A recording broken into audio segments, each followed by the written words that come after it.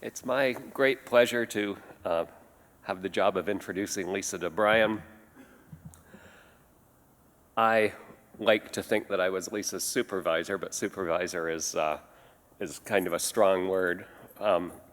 She was one of those graduate students who mostly you just try and provide her with the resources she needs and get out of her way. Lisa came to work with Margot Wilson and me only about 15 years ago, I guess. And very early in her career, the first paper she ever published was entitled Facial Resemblance Enhances Trust. I imagine many of you have read it, that appeared in the Proceedings of the Royal Society. And she got this firestorm of publicity. Every major news organization was interested. She was getting calls from Australia to be on the radio, and we were all sort of saying, it probably got more publicity than any paper that had ever been published by anybody in our department, including faculty. And everybody was saying to Lisa, you know, it's not actually like this. The rest of your career is not going to be like this. Every time you publish a paper, it's not going to be like this. And perhaps that's true, but Lisa turned into, she already was, a sort of astonishing science machine. At the time, Margot and I were blessed with some very good students. I don't think, several of them are here, I don't think anybody will be offended if I say Lisa was off the curve in certain ways. The other guys in the lab were in awe of her and to some degree even intimidated by her capacity to do ingenious technical methods, combine them with really good, clever experimental designs that had the right control groups, and get science out the door. And she's sort of done nothing but get science out the door ever since. If you go to her webpage, you'll see what a phenomenally prolific scientist she has been. At the same time, she's been a really good citizen to this community, and I think that warrants some mention as well. She's made great contributions to this society as a member of the executive. She was the webmaster and made other contributions to the European Equivalent Society. She's been a great citizen to this community and a mentor to many students now in her still short career.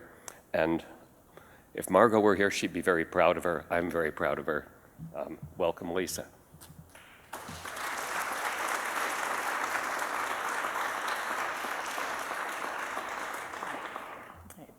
Well, good morning. Thank you for coming in this early morning.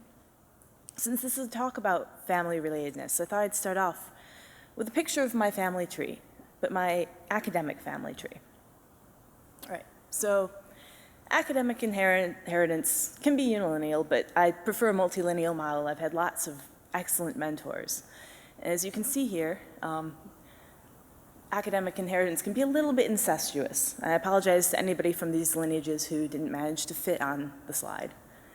What I really found interesting was what I discovered when I traced back the academic ancestry a little bit further, though.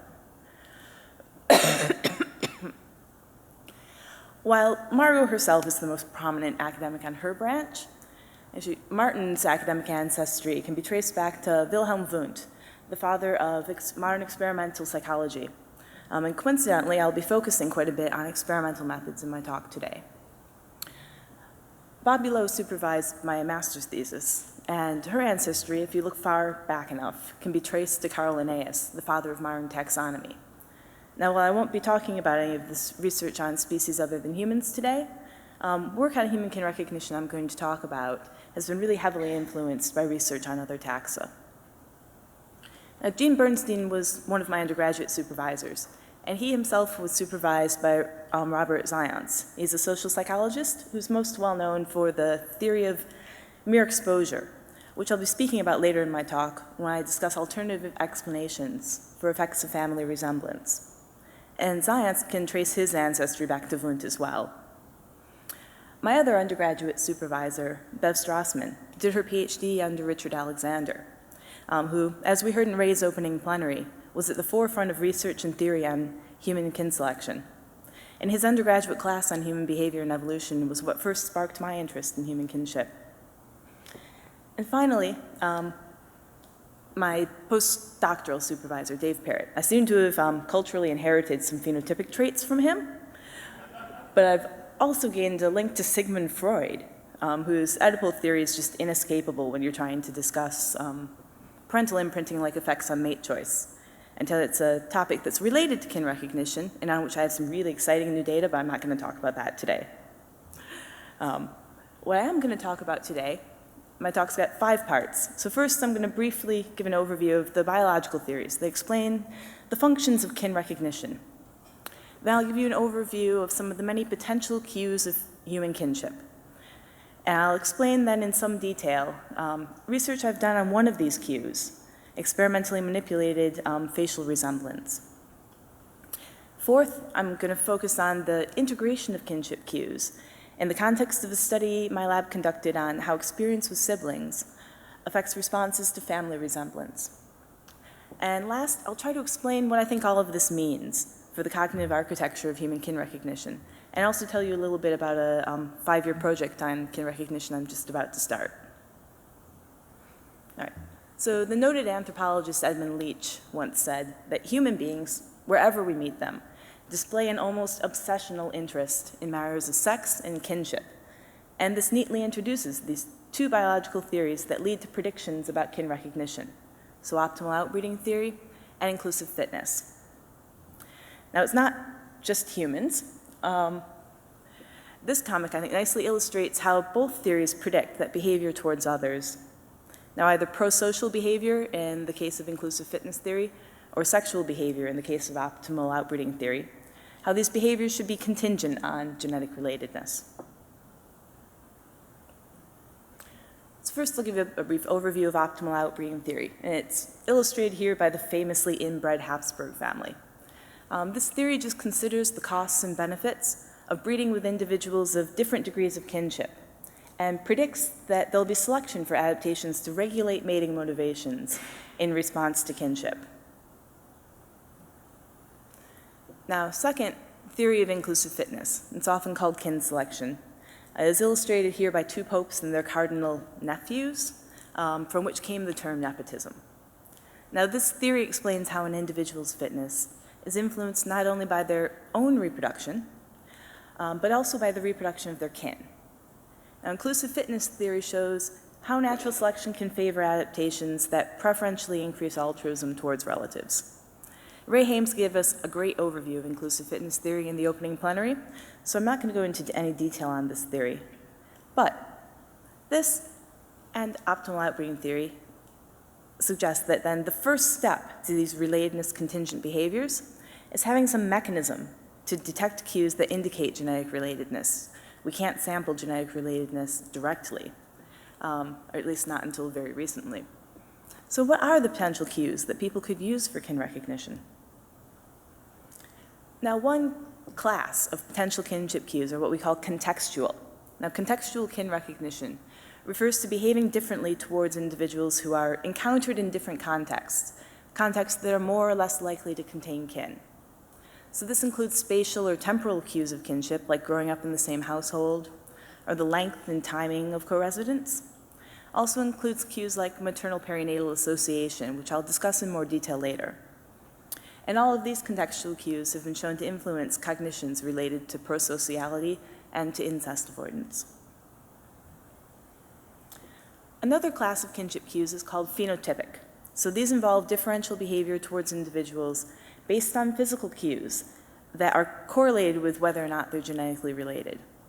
Now, this could include somebody smelling like you or smelling like a known relative, but I've been particularly interested in how facial cues might be used by humans for kin recognition by phenotype matching.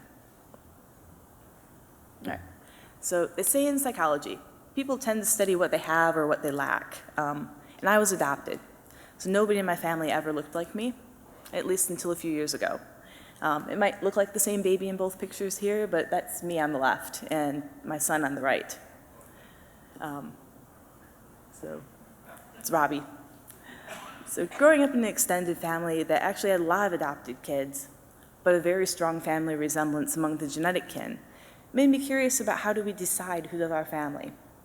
So when I started my PhD, there'd been quite a lot of research already about how people perceived family resemblance in pairs of real relatives, generally not very accurately.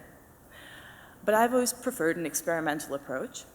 So how can we study family resemblance experimentally? How do we create relatives?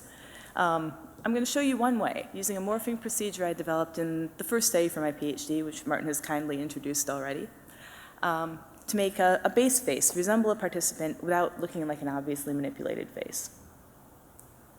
All right, so the first step in creating these virtual relatives is to take photographs of the participants. Now, obviously, I didn't actually use paintings in my real study, but the paintings of Queen Elizabeth and Queen Victoria make a nice example in keeping with the visual theme of my talk. So first, we'll delineate faces to mark corresponding points. We mark out about 200 points on each face. And then a template's formed that places each point an intermediate distance between the two corresponding faces. And the participant and base images are then warped into this intermediate shape. And the hair, clothing, and background are masked from the participant's image to prevent artifacts that occur when blending these areas. I don't really care if people respond differently to those who have similar t-shirts. Now then, the color values of the resulting images are combined to make final realistic-looking morphs. And so in the study I'm going to talk about here, to test whether humans are sensitive to facial resemblance when they allocate prosocial behavior, I used images like these to test behavior towards ostensibly real people in an economic game, modeled after one used by the experimental economists Eckel and Wilson. So in this trust game, the first player in the game makes the decision to trust or not trust the second player. The second player is a person who's pictured to them but isn't in the same room. They were supposedly at another university. So if player one does not trust player two, the game ends with an outcome of $2 for each player. If player one chooses to trust player two, then player two can choose between a fair outcome of $3 for each player or a selfish outcome where player two gets $4 and player one only gets $1. Now, participants played 3 of these games where they were playing with a self-resembling face, and 3 where they played with a face that was made to resemble another person. And they played games on the computer viewing what they thought were their game partners at other universities, but they were really just morphs and pre-programmed responses. You might wonder, did anybody catch on to what I was doing? Was it obvious to anybody? I had to take their pictures ostensibly to show them to the person at the other university. But I did have one student who asked me, is that other university Brock? I said, well, I can't tell you, it's confidential, but why do you ask? And he said that his brother went to Brock, and he was pretty sure one of the players was his brother. So I think I successfully manipulated kinship here, but no one actually guessed that they were manipulated images. Now, I focused on the first decision in my analyses because, as I later determined, the payoffs I'd chosen for the second decision would have made it so that no amount of kinship, short of identical twins, ought to bias people towards the prosocial outcome. So for the first decision, my prediction was that participants would trust self-morphs more than non-self-morphs. And this prediction was confirmed in 2 separate experiments. I'm only showing the combined results here, though. I also ran a control condition, where participants who were the same sex, age, and ethnicity as each of the experimental participants viewed the exact same faces in the economic games as their experimental yoked participant. And these participants didn't show any bias towards the self-resembling faces of their yoked participant. And if anything, they showed a bit of a bias away from not trusting them at all, which made sense later with the attractiveness ratings I collected from the faces used in the study. The self-participant resembling faces were slightly less attractive than the non-self faces. All the self faces were students from McMaster, and Pat might be happy to know that the non-self, more attractive faces were all from Guelph.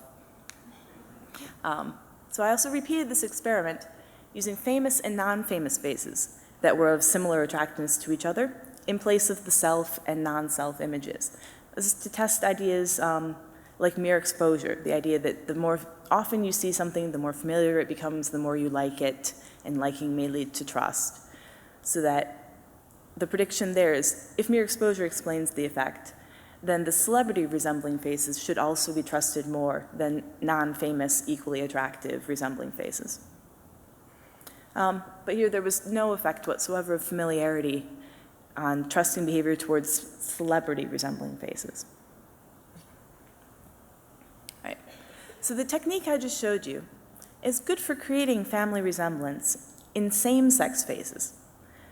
But one needs to create other sex faces to test predictions from optimal outbreeding theory. Luckily, after I published the research on the trust game, I met some people from Dave Parrott's lab who let me use Psychomorph, which is a very good piece of software that has a transforming function that would allow you to manipulate self-resemblance in other sex faces. So here I'll explain some of the details of this method, showing you how I generate a virtual sister and a virtual brother for Frida here. I can't tell you how hard it is to find paintings of women who are looking straight at the camera with a neutral expression, or at the painter. But Frida Kahlo seems to like making these sorts of paintings. So first, we mark out the physical structure of Frida's face and also an average same-sex face in the same way as before. And then the program compares the two templates. As you can see here, Frida has a smaller mouth, narrower jaw, and larger eyebrows than the average woman.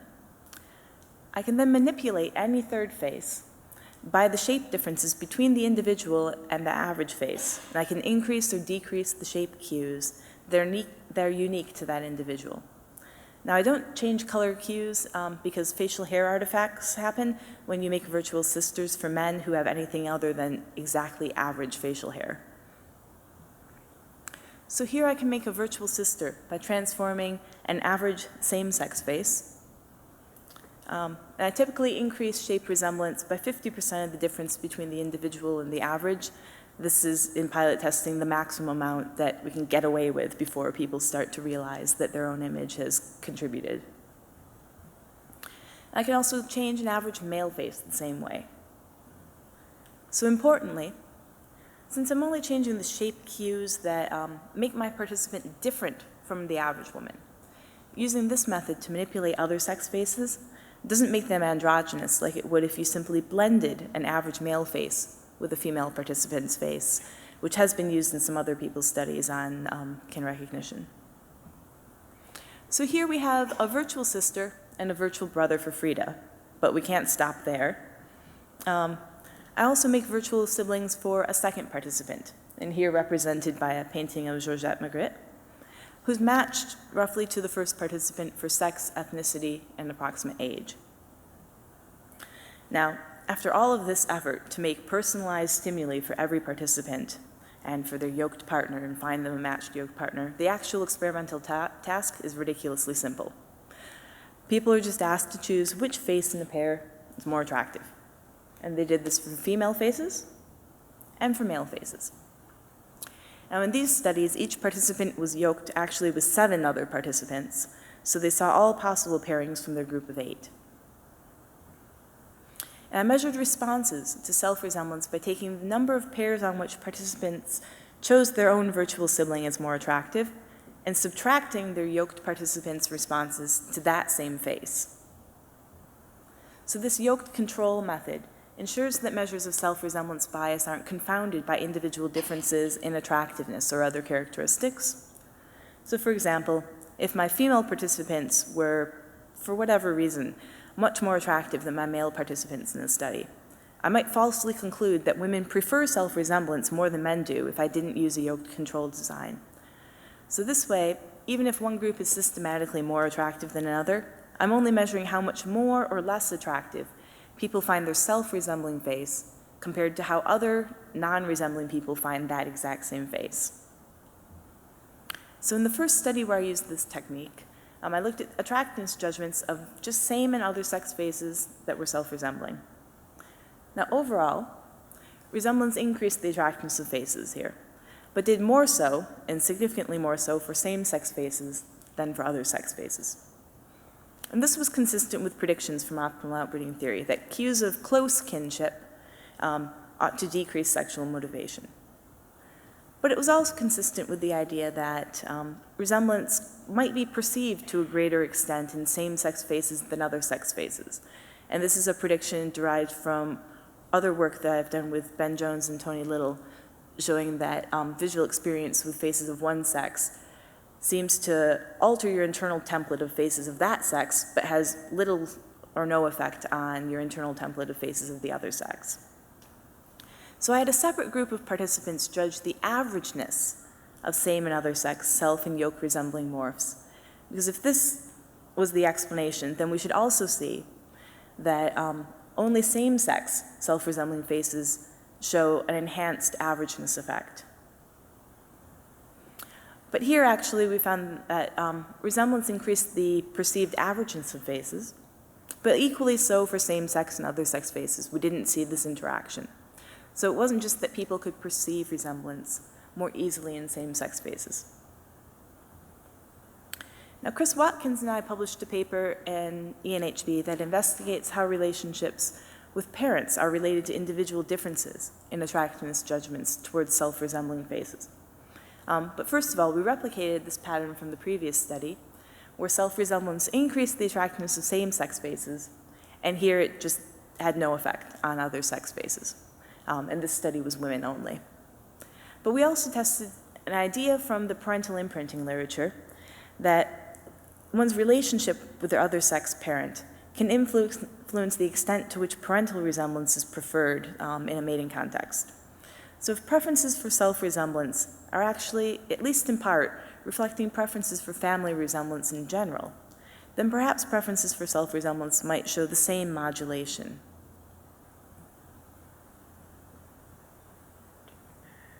All right. So we found that women who reported a better relationship with their dad also judged self-resemblance in male faces as more attractive than did women who reported a poorer relationship. Now, relationship with father didn't affect judgments of self-resemblance in female faces, and relationship with mother didn't affect either judgment. Now, this finding implicates familial imprinting in preferences for cues of kinship in a mating context, but not in a prosocial context. And this led to another prediction, that resemblance in other sex faces will increase prosocial perceptions, but had a more negative effect on specifically sexual perceptions of the exact same faces. So in an experiment much the same as the previous ones, I showed men and women a set of only other sex faces and asked them to choose one out of a pair in 3 different contexts. And the contexts were, 1, choose the face that you find more trustworthy, so a prosocial context. 2, choose the face that you find more attractive for a long-term relationship, like serious dating or marriage. And 3, choose the face that you find more attractive for a short-term relationship, like a one-night stand, the explicitly sexual context. Thank Ben Jones for the idea to split the attractiveness judgment into long and short-term relationships. And what we found there was that overall, resemblance significantly increased trustworthiness and had no significant effect on attractiveness for a long-term relationship, which may contain elements of both prosocial regard and sexual attraction, but significantly decreased attractiveness for a short-term relationship. So to kind of sum up that section of research, together this research on behavior and attitudes towards facial resemblance shows a kind of complex contingency of responses to facial resemblance that are predicted by inclusive fitness and optimal outbreeding theories, but not by alternative explanations like familiarity or sex-contingent representation of faces. And this suggests that different mechanisms may be regulating prosocial and mating behavior towards kin. So that leads us to the middle section of my talk about the integration of kinship cues. So specifically, we're going to address the question, do siblings affect kin recognition in unfamiliar faces? So first I should explain why is it reasonable to predict that siblings would have any effect on unfamiliar people perceptions. Let's start with a little bit of background about some really great research done mostly by Deb Lieberman. So a lot of this research on human kin recognition has focused on contextual cues and how they affect inbreeding avoidance. And you're probably all familiar with the Westermark effect, where people who were in the same household as young children feel less sexual attraction to each other as adults, even if they know for sure and have always known that they're genetically unrelated. Deb's done some more complex research on this topic and found that other sex siblings influence general attitudes towards incest in complex ways.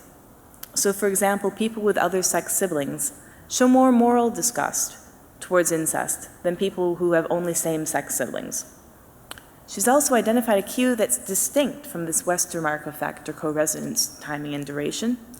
This is called maternal perinatal association. So it refers to observing the close post-birth association between your mother and an infant.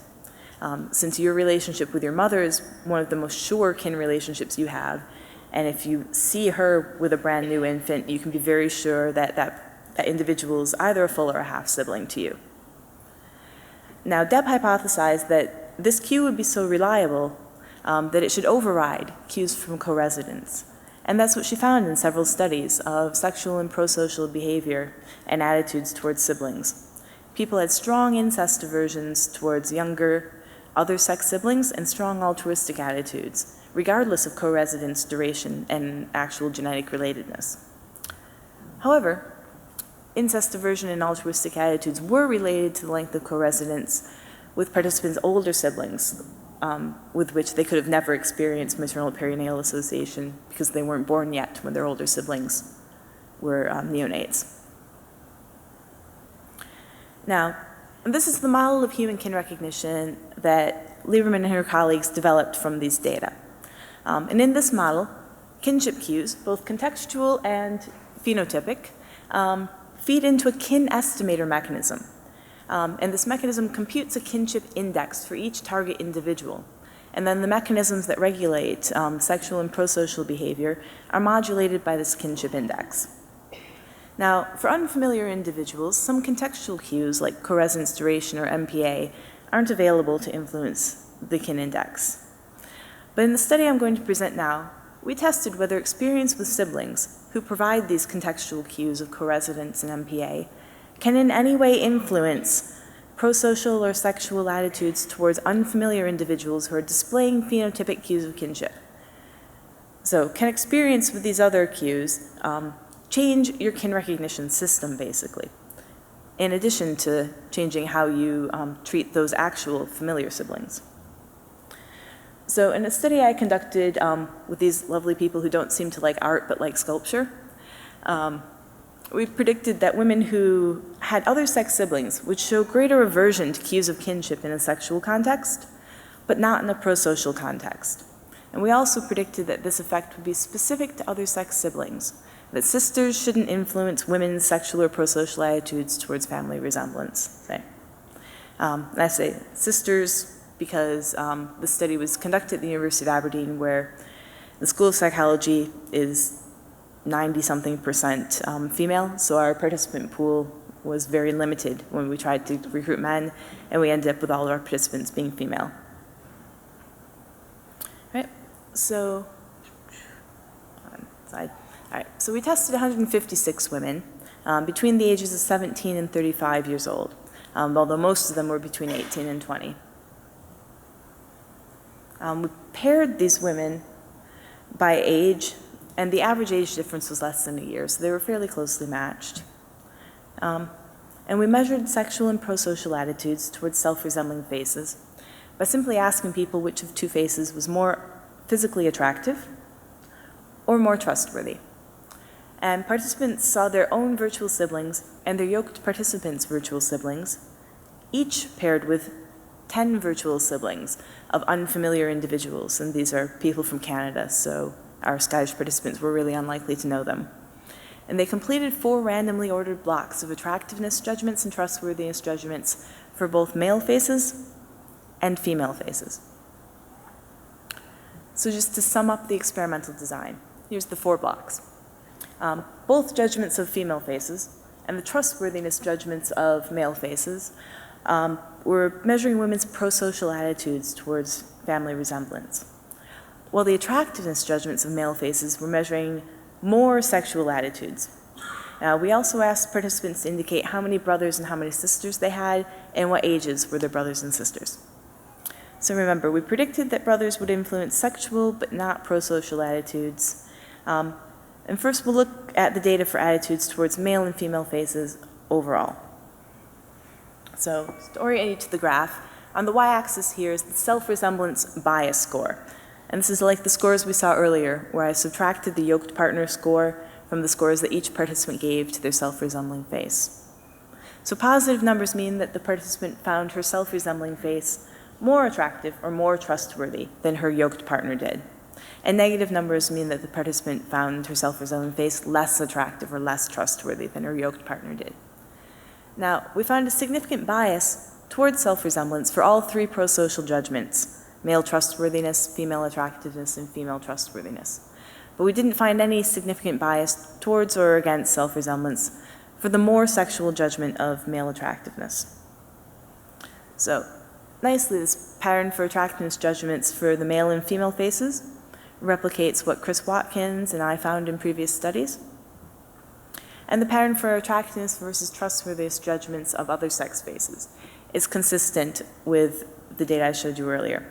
Now, although we've previously gotten a negative bias when we ask people to judge faces for a short-term relationship, that kind of judgment only really makes sense when you ask it about other sex faces, at least for heterosexual participants, which all of ours were.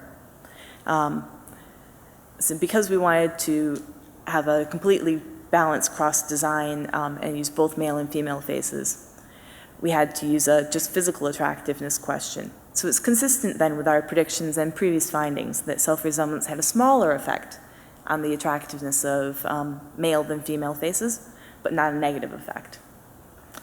But we'll get to the interesting bit. We'll get these data split by whether or not women have other sex siblings. All right, so here we see an interaction between type of judgment and presence of brothers.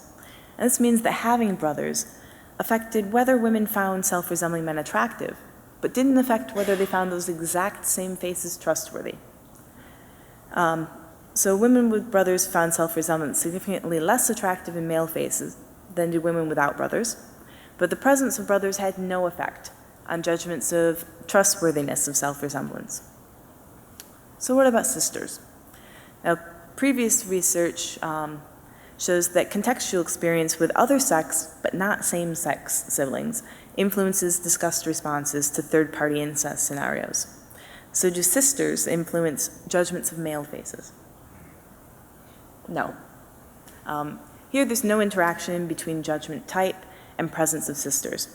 Women with and without sisters find self-resemblance equally attractive and equally trustworthy in male faces. But perhaps siblings only affect perceptions of individuals of the same sex as them. So do sisters affect judgments of female faces? No. Again, there's no interaction between judgment type and the presence of sisters. Women with and without sisters find self-resemblance equally attractive again and equally trustworthy for female faces. But another question we had was whether more brothers was associated with more aversion to self-resembling men. So previous research by Fessler and Navarrete suggested that there's an additive effect of the number of other sex siblings on measures of incest avoidance. So here we see, again, the same data from before, the attractiveness of male faces for women who have no brothers and women who do have brothers. But if we can further divide women with brothers into those with one brother or more than one brother, we do see a significant additive effect of the number of other sex siblings on judgments of the attractiveness of self-resembling men. But there was no such additive effect for judgments of male trustworthiness. What about the type of contextual cues experienced from the siblings? So Deb's research shows that younger siblings who exhibit this contextual cue of maternal perinatal association are associated with stronger incest avoidance responses than older siblings. So do women who have only younger brothers show more aversion to self-resembling men than women who have only older brothers?